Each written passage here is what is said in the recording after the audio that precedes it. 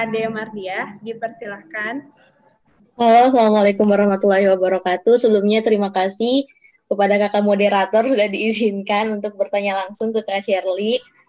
Jadi Kak Shirley, ini saya pertanyaannya tentang apa kayak takut atau nggak percaya diri.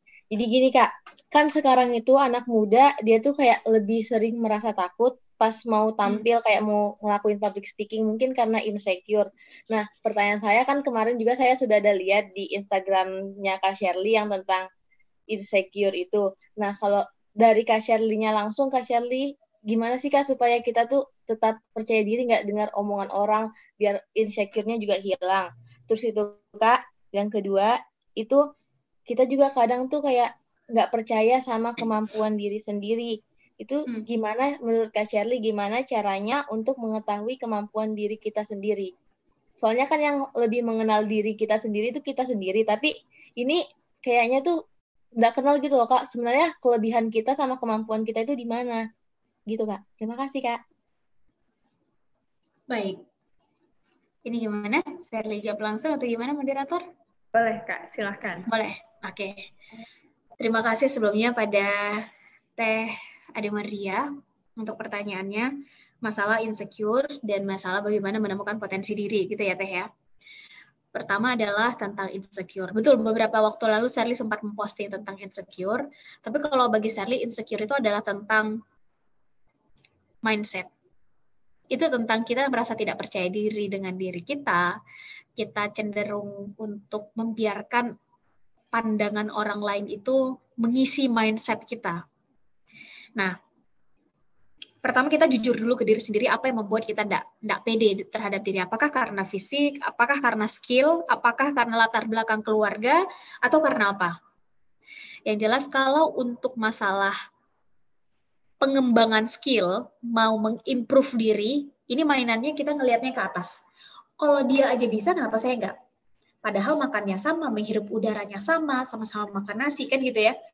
Berarti ini adalah upaya saya yang masih sedikit. Ini adalah tentang saya harus menambah kecepatan, saya harus belajar lebih banyak, saya harus mengurangi rebahan saya harus melatih skill. Sehingga untuk masalah improving skill, kita ngelihatnya ke atas. Fastabiqul khairat, kita terus berlomba-lomba dalam hal yang baik. Tapi untuk masalah bersyukur, kita ngelihatnya ke bawah. Jadi dua-duanya balance. Kalau hari ini saya ternyata makannya adalah nasi pakai tempe, ternyata ada orang yang makan nasi aja sekarang sulit. Kalau sekarang saya misalnya merasa tidak pede dengan kondisi badan, ternyata ada kawan-kawan kita yang nggak ada tangan, nggak ada kaki, tapi masih tetap berusaha memberikan potensi terbaiknya, terus mengembangkan skillnya. Hari ini saya nggak percaya diri dengan kemampuan bicara saya, karena saya ditertawakan. Ternyata ada kawan-kawan kita yang untuk mengucapkan kata aja dia nggak bisa gitu. Artinya harus menggunakan bahasa isyarat dan lain-lain. Maka dengan bersyukur ini adalah titik awal kita melakukan penerimaan. Terima dulu diri kita siapa, kita bersyukur dulu. Setelah itu baru kita mulai melihat, membedah potensi yang kita punya sekarang apa sih? Kemampuan bicara saya sekarang memang masih banyak. Dalam 1 menit saya mengeluarkan kata nya lebih dari 5 kali misalnya. Apakah ini bisa dilatih? Bisa. Kalau ngomong skill. Kalau ternyata kita insecure karena masalah skill. Teman-teman, tidak ada skill yang nggak bisa dilatih. Skill itu semua bisa dilatih. Kalau ternyata masalah fisik, kenapa kita nggak pede? Jadi temukan dulu why-nya kenapa. Temukan apa yang membuat kita tidak pede, kenapa kita tidak pede dengan itu, baru kita mulai bisa menyelesaikan masalah itu. Nah, mengenai bagaimana menemukan potensi, jadi ini adalah tentang pilihan mindset. Dan kuncinya insecure ini, teman-teman, ketika mindset kita tidak kita isi dengan penuh, dengan yang tadi, dengan 4 tadi, kita sebenarnya sadar diri kita siapa, tapi goal kita apa, penerimaan terhadap diri, untuk hal baik kita terus fastabiqul khairat, untuk yang masalah bersyukur kita ngelihatnya ke bawah. Jadi ini balance. Kita tahu kapan harus berlari, kita tahu kapan harus berhenti dan istirahat, kita tahu kapan harus bergaul, dan kita tahu kapan kita harus kembali berlari lagi. Ini kita balancing 2 hal ini menjadi penting, supaya kita nggak stres, nggak terlalu ngoyo mengejar sesuatu, dan kita juga nggak merasa nggak pede terhadap apa yang ada di diri kita sekarang. Ya, kita tidak membandingkan diri dengan orang lain. Ibaratnya kalau ada 4 step tadi, good, be better, better, be the best, best, be an excellent. Excellent ini yang akhirnya bisa memberikan manfaat sebesar-besarnya kan. Nah, untuk sampai ke titik ini, kita tahu dulu sekarang kita di titik mana. Dan kita nggak akan pernah tahu kalau kita berada di titik good, kalau kita nggak mencoba untuk melihat ke diri sendiri, siapa kita. Nah, untuk tahu potensi diri, ini ada sebetulnya konsep namanya ikigai, tapi ini akan sangat panjang. Simpelnya adalah coba banyak hal. Adik, coba banyak hal. Misalnya pengen senang, saya ini sebenarnya bisa nulis nggak sih? Atau saya bagusnya adalah dalam hal fotografi? Atau jangan-jangan saya bagusnya dalam hal public speaking? Atau jangan-jangan saya bagusnya dalam hal marketing? Marketingnya via sosial media misalnya. Dicoba dulu, dan saat mencoba ini kita kasih batasan. Misalnya saya akan mencoba ini dalam 1-2 tahun ke depan dan saya akan melihat dalam 1-2 tahun ke depan ini, jangan terlalu lama, nanti kita sibuk di percobaan ini, terus kita nggak memutuskan sebetulnya kita ingin mengembangkan apa. Kita ingin memaksimalkan satu skill tertentu dalam hal apa. Dan ini harus fokus. Pada akhirnya untuk sampai di titik the best, itu harus fokus. Kalau nggak, kita akan jadi manusia generalis. Semuanya bisa, tapi semuanya hanya di permukaan rata-rata. Ini manusia mediocre. Mereka yang ahli, mereka akan tunjuk, saya akan fokus dalam hal apa? Satu titik. Jadi, spesialis dan bonus demografi ini baru akan menjadi sebuah anugerah bagi anak muda kalau kita punya banyak tim ahli. Ahli itu pasti punya satu spesifikasi yang dia punya ilmu yang lebih dalam hal itu. Pasti, karena kalau enggak kita ya nyaris rata-rata. Tim ahli dari luar nih semua datang. Kitanya, ya kita general aja lah ngisi di mediocre.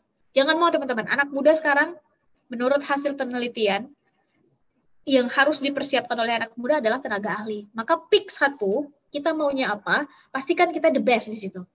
Ini satu-satu posisi anak muda Indonesia ini naik satu-satu dan akan mengisi spot-spot penting. Nah, kalau udah kayak begini, ini kita tinggal berpikir secara strategis bagaimana yang ke atas terus naik, tapi jangan lupa kemudian untuk merangkul kawan-kawan kita. Caranya adalah, tadi satu, coba banyak hal dulu, dicoba dulu, kasih batasan waktu. 1 tahun cukup nggak? Ikut volunteer, ikut kegiatan, ikut komunitas, dan saat ikut komunitas, kasih targetnya. Ini 1 tahun, nggak cukup kan 1 tahun, 2 tahun, silahkan.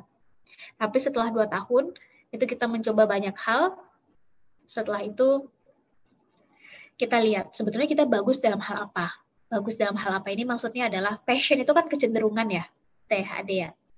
Kita yang rela tidur jam 2 dan bangun jam 4 pagi, tapi kita nggak capek. Itu namanya kita punya kecenderungan. Kita punya sesuatu yang kita senang dalam hal itu. Nah, kita senang dalam hal itu dan apakah itu bagus? Bagus itu kita nggak bisa menilai dari diri kita sendiri karena sangat subjektif. Libatkan orang lain. Apakah orang lain menghargai kita?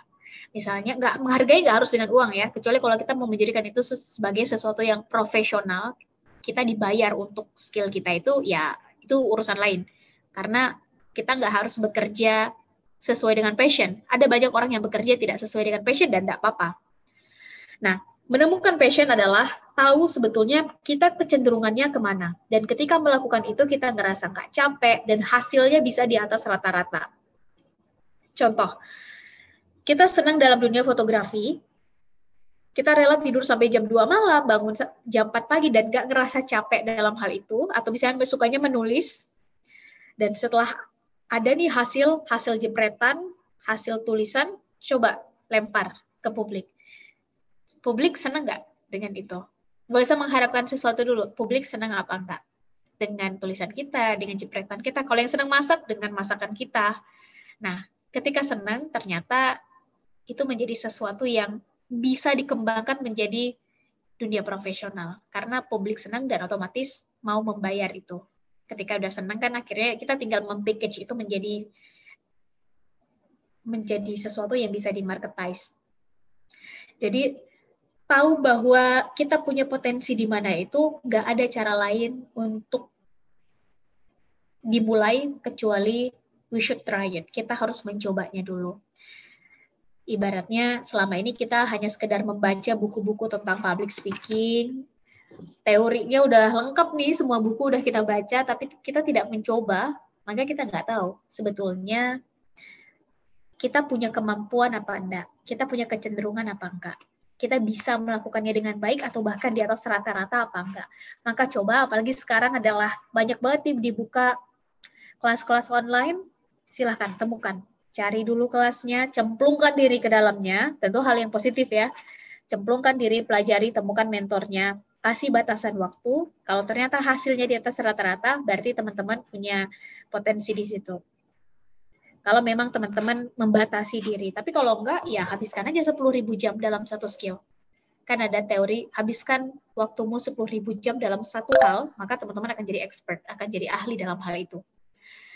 Tapi kalau Sherly pribadi, waktu ini bagi Sherly mahal. Waktu ini ada rahasia besar di waktu, dan Sherly adalah orang yang memegang itu. Karena di dalam Al-Quran juga, Allah dalam hal ini, Tuhan Allah berkali-kali bersumpah dengan waktu. Jadi kenapa harus diperlama kalau kita bisa percepat? Kasih batasan waktu selama 1 tahun, saya akan coba A, B, C, D. Yang saya punya kecenderungan, saya akan lihat di mana posisi yang saya bisa memberikan impact lebih besar, saya akan fokus di situ. Jadi nggak ada waktu kita yang terbuang. Ketika sudah tahu, maka mulai bikin diversifikasinya. A, B, C, D, yang itu adalah semua berkaitan dengan itu. Mengenai yang lain, serahkan pada ahlinya yang ke orang lain. Karena sekarang zamannya kolaborasi. Sherly nggak ahli dalam hal misalnya, Sherly senang dunia fotografi, tapi bukan yang ahli dalam hal itu. Maka itu kan hanya sekedar hobi, nggak dijadikan satu passion yang dibikin profesional. Ketika butuh itu, Sherly akan mengajak orang lain untuk masuk dalam tim dan mengerjakan itu. Apakah hasilnya sama? Sama. Serahkan segala sesuatu pada ahlinya, teman-teman. Karena kalau nggak, yang terjadi justru adalah kemunduran. Yang kita perlu tahu adalah kita ahlinya di mana. Maka pastikan sekarang adalah masanya kita betul-betul menyelami sebetulnya kita anak muda punya potensi di mana, kenali diri, cari tahu sebetulnya kelebihan kita apa, kekurangan kita apa, tahu kelebihan kita apa, segera maksimalkan, jadi di titik the best, tahu kekurangan apa, kita tahu harus berkolaborasi dengan siapa untuk menutupi itu. Cari tantangannya apa, cari kira-kira opportunity ke depan seperti apa. Setelah ini tahu, setelah di diri kita tahu siapa kita justru tahu, ini kontrol sosial yang saya butuhkan seperti apa, saya butuh berkolaborasi dengan orang seperti apa, untuk membuat impact, ibaratnya untuk membuat sebuah realitas sosial itu, kita membutuhkan orang-orang seperti apa untuk melengkapi mobil kita ini. Kita punya setir, tapi ban kanan kita kurang. Pasti yang kita cari ban kanan toh, bukan ban kiri. Kita punya mobil ternyata remnya masih kurang bagus untuk dibawa dengan kecepatan 90 km per jam. Otomatis yang kita tambal adalah remnya. Tahu kelebihan dan kekurangan mobil ini lebih awal, ini akan membuat kita siap segera masuk ke medan pertandingan tadi. Kalau kita ibaratkan hidup ini adalah seperti pertandingan. Saya pikir demikian, Teh Hadi. Semoga menjawab.